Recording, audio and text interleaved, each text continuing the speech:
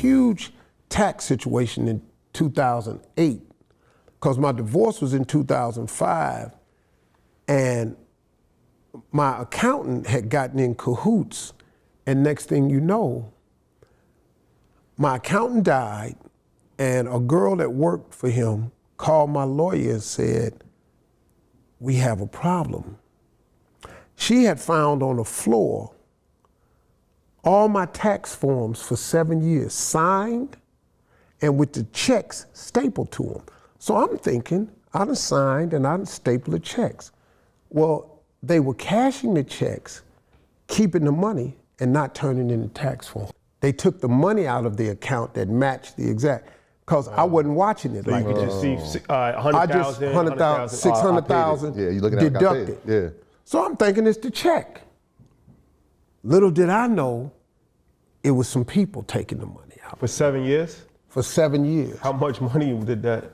I ended up owing $22 million. So obviously that is a bit crazy, but here's the reality of how you actually avoid that situation from happening to you. So there's all sorts of things from a due diligence perspective I would have somebody do when they work with a tax preparer. And remember, tax preparer and tax planning are two different services. So when you're working with a tax professional, you have to clarify which service first that you're needing. And in this situation with Steve Harvey, this was tax preparation. So that's the very first thing I'm doing when I'm talking to a tax professional. The second thing I'm gonna be doing is seeing, are they a CPA or are they an enrolled agent like an EA or a tax professional in some sort of the way that can actually file a tax return. I'm a CPA myself, and I actually don't do that for a service. So if somebody came to me and asked me for tax preparation services, I would not be the professional to do it. I also wouldn't say I could do it either. It's not what I do, and that's because I'm working with people in personal finance realm and making sure they master their personal finance, not necessarily taxes. Of course, could I outsource that? Yes, but I'm not the professional to be doing that. So making sure that that professional you're working with actually makes sense and actually will file your return. Secondly, now this could be a little odd, but you could ask them directly, what is their PTIN number? So all this is a prepared tax identification number. Now, if you ask them directly, that could be a little odd. You could probably use judgment, get a good sense of the person, and probably hint around that to see if they even have an idea what you're talking about versus saying, hey, what is your actual PTIN number? But that would give you proper due diligence checks to make sure they actually in fact have one. Now, the third thing I would be doing is word of mouth. I think word of mouth referrals are the best by a long shot. So talking with your friends, families, colleagues, and seeing who they use as a professional for their taxes is probably the best way to go about it and a very easy way to go about it because they will actually have real life experience working with that individual, not just from a legality perspective, but also to make sure that they're going above and beyond for their clients and they're not just doing simple paperwork, which a lot of CPAs and EAs actually do for people's tax returns. And oftentimes you're actually better off probably using H&R Block or TurboTax because of the level of service one of these people provides. And I think the big piece of this whole entire video and what the most important takeaway is, we need financial education. And that is exactly what I do, and that's exactly what I focus on all the time. I'm educating all my students within Budgetdog Academy every single day on these types of things because the more reliant you are on another financial professional, the less confidence you're gonna have to make the right move.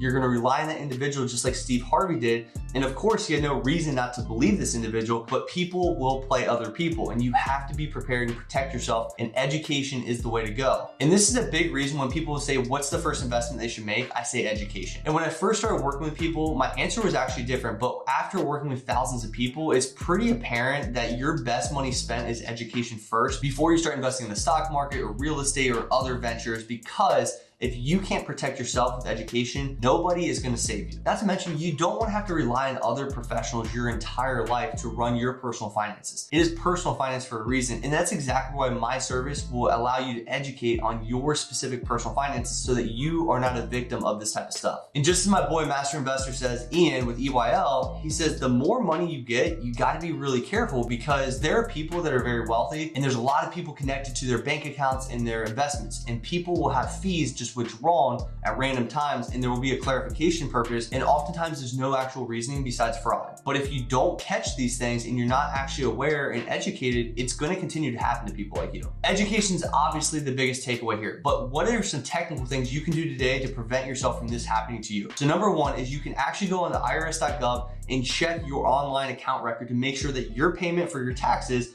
are actually completed. And I will provide a link to the IRS website where I'm referring to get the access to those records online. And the other thing is, if this does happen to you, it's already happened to you, what you can do is fill out form 14157A, and you can explain everything that occurred to you from a legality perspective. And if you have any fines or taxes on the back end because your taxes weren't paid, you can then get those reimbursed. However, you still owe the taxes, and that's a whole nother story. But again, take Steve Harvey's $22 million lesson and learn from it, because this is such a significant issue and it actually happens more than you think to the everyday person. It's just not a $22 million mistake. It might be a couple $100, a couple $100,000, not to the actual level of 22 million, but it's still happening and you have to be prepared. So I want to protect you, and I hope you take this video and share it with a friend or family, because this will protect them in the future. And I will see you next Monday.